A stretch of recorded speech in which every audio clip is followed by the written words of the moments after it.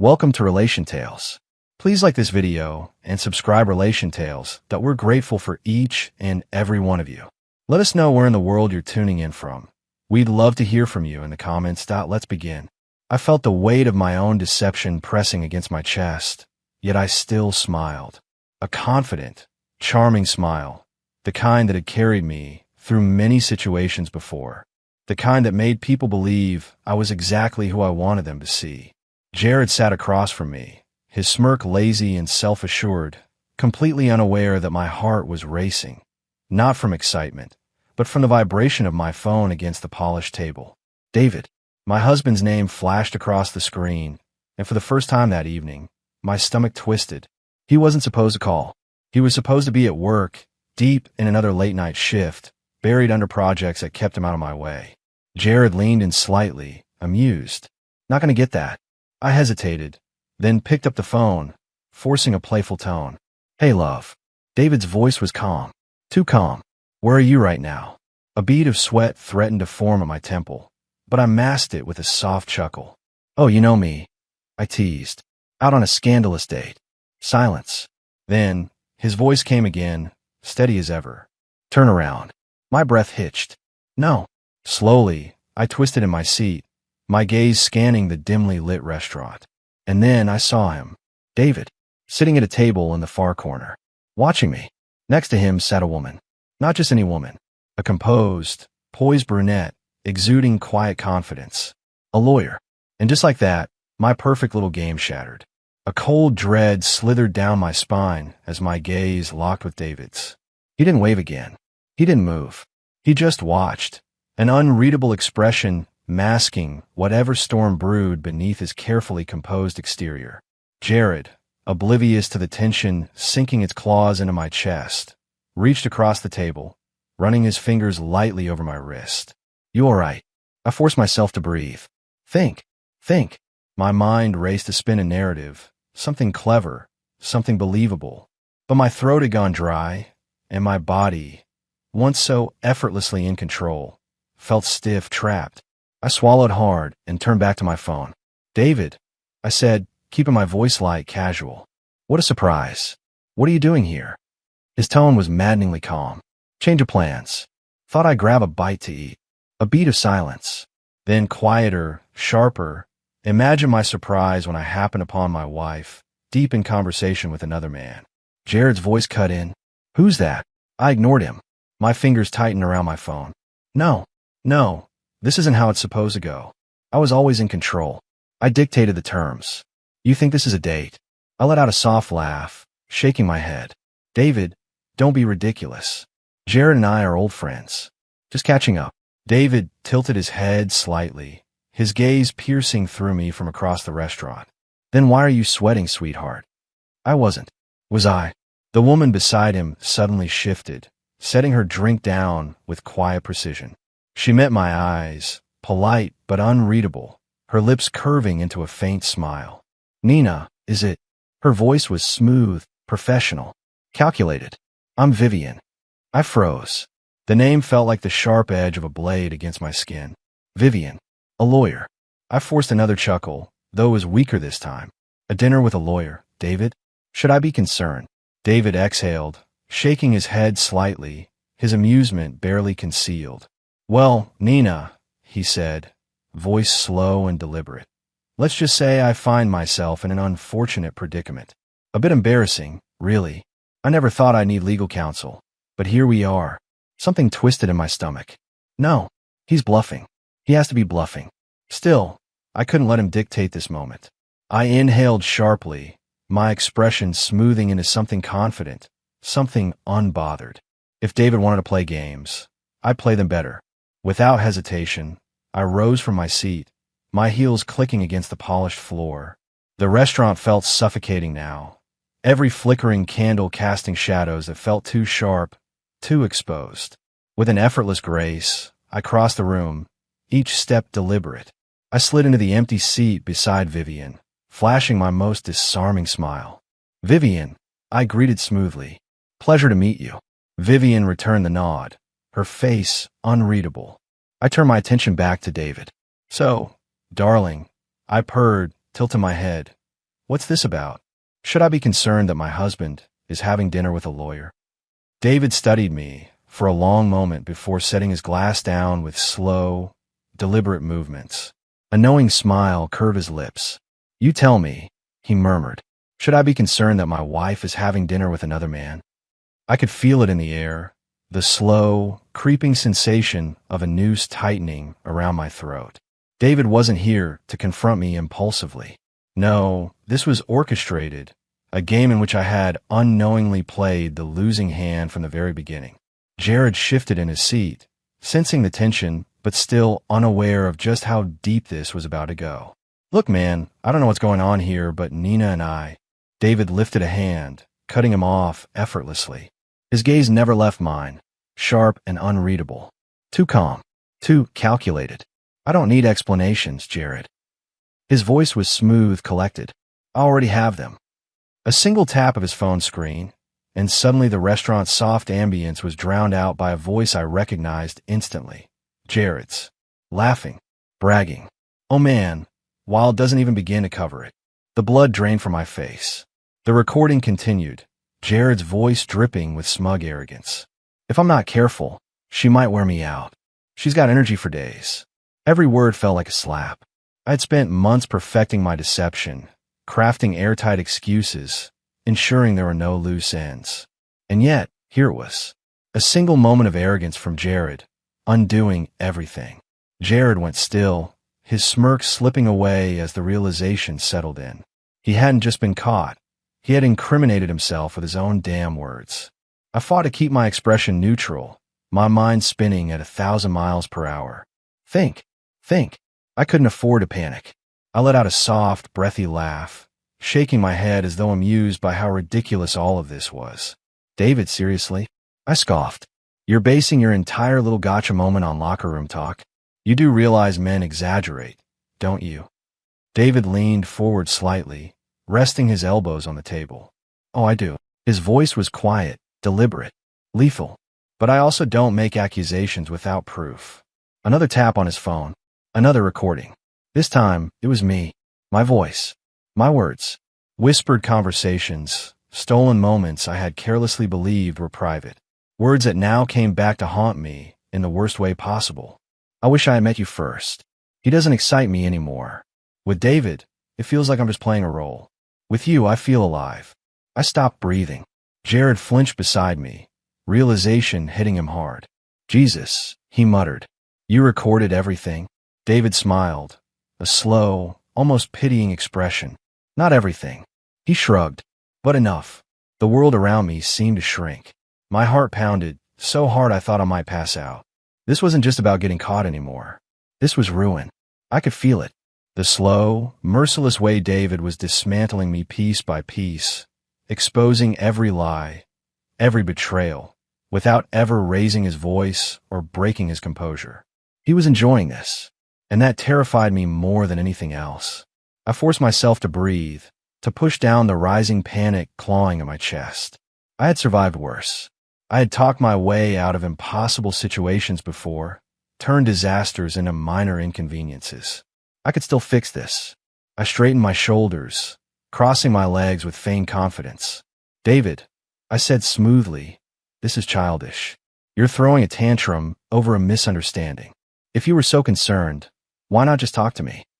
His lips curved into something that might have been a smile, but it was cold, detached. I'd have talked to you, Nina. Plenty of times. He tilted his head, but it turns out I learned more from listening. I swallowed hard. Jared, to his credit, had gone quiet. I could feel his discomfort, the way he was now reevaluating everything. The way he had so confidently assumed this was just a fling, a game without consequences. David shifted slightly in his seat, his voice still maddeningly calm. But let's say, for a moment, that you're right. He gestured lazily. Let's say this is all just a misunderstanding. That I'm being paranoid, jealous, insecure. His eyes darkened. Then you shouldn't have anything to worry about. A flick of his wrist, and suddenly a manila envelope was placed on the table between us. I stared at it. Cold. Ominous. Final. Jared muttered. What the hell is that? David met my eyes, his gaze sharp as a blade. Divorce papers. I felt the breath get knocked out of me. The room blurred for a split second. I had spent so much time lying, manipulating, controlling the narrative, and in a single moment, the power had been ripped away from me. This wasn't supposed to happen. David should have been furious. He should have yelled, begged, pleaded, anything but this. Anything but the calm, calculated precision of a man who had already made up his mind. You can't be serious, I whispered. David exhaled softly, tilting his head. Nina, I'm dead serious. Jared gave a low whistle, leaning back. Damn, you came prepared. David's expression didn't change. Of course. Because this wasn't impulsive. This wasn't reactionary. This was revenge. And I was only just beginning to understand how deep it would go. For a long moment, the weight of the divorce papers in front of me felt heavier than anything I had ever carried. The dim restaurant lighting cast shadows over the stark white pages, each one spelling out the end of everything I had worked so carefully to maintain. I swallowed, forcing a steady breath as I tried to read David's expression. This isn't happening. This can't be happening. You're bluffing, I said, my voice softer than I intended. David leaned back in his seat, his arms crossing over his chest in that maddeningly calm way of his. He didn't look angry. He didn't look heartbroken. He looked free. That realization sent something sharp and ugly curling in my stomach. Am I? He mused, his lips curling into something resembling amusement. That's interesting. He tapped his finger against the papers. Because my lawyer doesn't think so. Vivian, his damn lawyer, gave a polite smile, folding her hands over the table. I can assure you, Mrs. Carter, that this is quite real. My skin burned at the formal use of my last name, as if I had already been reduced to just another client, just another case. Jared cleared his throat beside me, shifting in his seat, clearly uncomfortable with being caught in the middle of this. Look, I don't think I should be here for this. David smirked, waving him off. By all means, Jared, you're free to leave. You've already done more than enough. Jared hesitated, throwing me a quick glance, but I didn't even look at him. I couldn't. I was too busy staring at David, my mind racing to find a way out of this. Because I knew him. I knew how his mind worked. And David didn't play games unless he already knew he had won. I forced my lips to curve into a small, dismissive smile. So that's it. I scoffed. You get a couple of recordings, throw a tantrum, and now you're ending our marriage? David exhaled a slow breath, shaking his head. Nina, he said, almost patiently, this isn't a tantrum. This is justice. The way he said it, so steady, so certain, made my blood turn to ice. Justice. He wasn't just leaving me. He was making sure I suffered for it. I felt my pulse spike as my mind raced, searching for an angle, a weak spot, something I could use to shift the power back in my favor. I leaned forward, lowering my voice. David, don't do this here. Let's go home and talk. His lips twitched. Home. His voice was laced with quiet amusement. That's funny. I frowned. What did he mean by that? Before I could ask, he reached into his pocket and pulled out a small, gleaming keyring. And then, without breaking eye contact, he slid it across the table toward me. My house key. I blinked, stared at it. My fingers twitched against the edge of the table, my heartbeat hammering against my ribs. No, I changed the locks this morning, David said lightly, as if discussing the weather. No. I opened my mouth, but no words came out. This wasn't just a divorce. He was cutting me out. I packed your things, he continued, his tone still infuriatingly casual. They should be at your sister's place by now. A quiet ringing filled my ears. My world tilted. You threw me out? David tilted his head slightly, as if considering his next words. Then, with the cruelest, most devastating smirk I had ever seen, he said, No, sweetheart, you threw yourself out. And that was the moment I realized I had lost. For the first time in my life, I felt powerless. The key sat on the table between us, gleaming under the restaurant's dim lights like a symbol of my downfall. My own husband, the man I thought I had wrapped around my finger, had just played me like a fool. I forced my lips to move, my voice coming out in a shaky whisper. You can't just throw me out, David. His smirk didn't waver. I didn't throw you out, Nina. I just let you go. A chill ran down my spine. This wasn't real. It couldn't be. I scrambled for my phone, my fingers trembling as I try to access my banking app. If he was serious about cutting me off, then I needed to act fast, pull out as much money as I could before he locked me out. But the second the app loaded, a red notification appeared on the screen. Access denied. Account frozen. My breath hitched. I clicked again. Nothing. Another account. Nothing. My credit cards declined. I looked up at him in horror. You cut off my money. David exhaled slowly, as if I had just asked him the most obvious question in the world. Of course, Nina. I gripped the phone tighter. That money is mine too, David. You can't just. I can. And I did. He leaned forward slightly, his tone still casual. You should have read the fine print when you signed those papers for our joint accounts. Turns out, I had more control over them than you realized. My stomach dropped. Jared let out a low whistle beside me. Damn, man. That's cold. David didn't even look at him. His focus was entirely on me. I felt the restaurant closing in around me, the walls pressing in as my perfect, untouchable life collapsed before my eyes. I wasn't just losing my marriage. I was losing everything. No house, no money, no control. And David knew it. He had planned this. I clenched my fists under the table, my nails digging into my palms. You can't do this to me. His lips twitched. I already did. I stormed out of the restaurant, my breath coming in ragged gasps.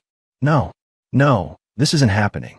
The cool night air hit my skin like a slap, but I barely felt it. I was too busy dialing my sister's number. She picked up after the second ring. Nina, let me in. I snapped. Now. A pause. Then, oh. The way she said it sent fresh panic racing through me. Know what? She sighed. David called me this morning. Said you might need a place to stay. My heart stopped. David had been ahead of me this entire time. He had planned my downfall before I even knew I was falling. My sister let me stay, but not without judgment. Not without questions. I barely slept that night, my mind running circles around every single thing I just lost. By morning, I was on the phone with every lawyer I could find. I needed a way to fight back, but every single one gave me the same answer. David had locked me out. The prenup we signed years ago, ironclad. I felt my grip on reality slipping. This wasn't possible. I was supposed to be the one in control. I was supposed to have options. But David had left me nothing. And worst of all, he had moved on. 1 week later, I saw it. A photo of David, smiling, happy, with another woman. Not just any woman. Vivian, his damn lawyer. And that's when I knew. He wasn't just done with me. He had erased me. I confronted him. I showed up at his office, uninvited, desperate, furious. But when I stormed into his space, ready to demand he undo this, he barely looked up from his desk. His eyes met mine, calm, cold, unbothered. I no longer mattered to him. You shouldn't be here, Nina. I swallowed hard, my voice barely above a whisper. You loved me once. David exhaled, leaning back in his chair. I did. A pause. A heartbeat. Then, but now, I don't feel a damn thing. And just like that, I was nothing. I used to believe that no matter what, I would always land on my feet. That I was smart enough, charming enough, and manipulative enough to get what I wanted.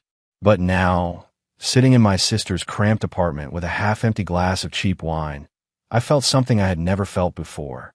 Defeat. David had taken everything. He had planned this. Every safety net I had relied on was gone. The joint accounts? Frozen. The house. Locked out. My reputation? Destroyed. I had spent days calling every lawyer I could afford, which at this point meant none. Each one told me the same thing.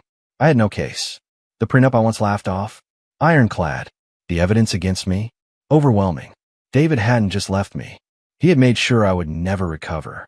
If losing my money wasn't enough, the real punishment came when I stepped back into the world and realized how fast news spreads. People whispered about me. My so-called friends avoided my calls. The ones who had always admired my confidence now laughed behind my back. Worse, they respected David.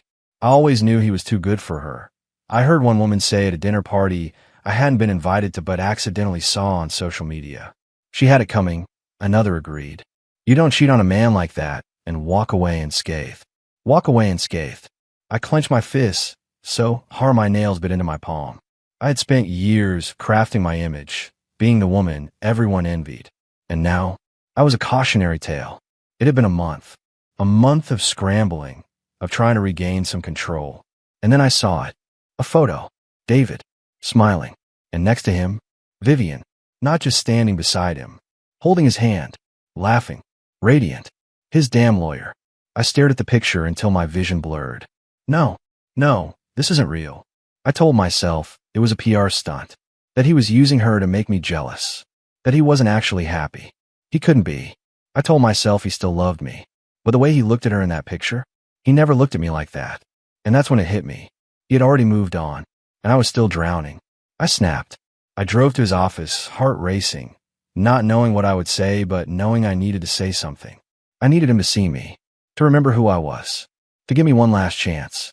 I stormed past his receptionist, ignoring her protests. David, he was sitting behind his desk, a glass of whiskey in one hand, completely unbothered. He barely even looked surprised, as if he had been expecting this. I froze. David exhaled slowly, setting his glass down. You shouldn't be here, Nina. My breath hitched. You loved me once. A flicker of something crossed his face, but it was gone in an instant. I did, he admitted. Hope sparked in my chest. Maybe, just maybe, but now. He leaned forward, resting his elbows on his desk, his gaze cold. I don't feel a damn thing. The hope shattered. He meant it. I could feel the finality in his words. I had lost him. Completely. And worst of all, he had never been happier. I stumbled out of his office, the weight of everything suffocating me. David had erased me. He had moved on, rebuilt, and thrived. And I was nothing. For the first time in my life, I had no one left to manipulate, no one left to charm, no tricks left to play. I had played the game, and I had lost. Days passed. Weeks. I watched from the shadows as David's life flourished. He was respected, admired, untouchable, and I was a ghost. Once, I had controlled everything. Now, I was just a mistake he had overcome. Jared? He was long gone. The man I had risked everything for hadn't even bothered to check on me. Turns out, he had found someone new within days of my downfall. Turns out, I was just another conquest to him. I had betrayed my marriage for a man who never actually wanted me. Karma is a patient teacher. Months later, I saw him again. By accident. I was in a cafe, clutching a cheap coffee I could barely afford, when David walked in. I froze. He didn't notice me at first. He was too busy pulling out a chair for Vivian. She laughed at something he said, her hand brushing against his arm. And the way he looked at her, that was how a man looks at the woman he actually loves. I had never seen that look before. Not when he was with me, because I had never deserved it. I swallowed hard, forcing myself to accept the truth. David had won. I sat there long after they had left, staring at my untouched drink. I had once thought I could cheat, lie, manipulate my way through life, that I was too smart to ever get caught. But now I had nothing, and no one. Regret tastes like bitter coffee and loneliness. If I had just been honest, if I had just loved in the way he had deserved, if I had never underestimated him, maybe, just maybe, I wouldn't be sitting here alone. But the thing about betrayal, it always comes back. And in the end, David didn't just walk away. He made sure I would never forget the price of what I had done.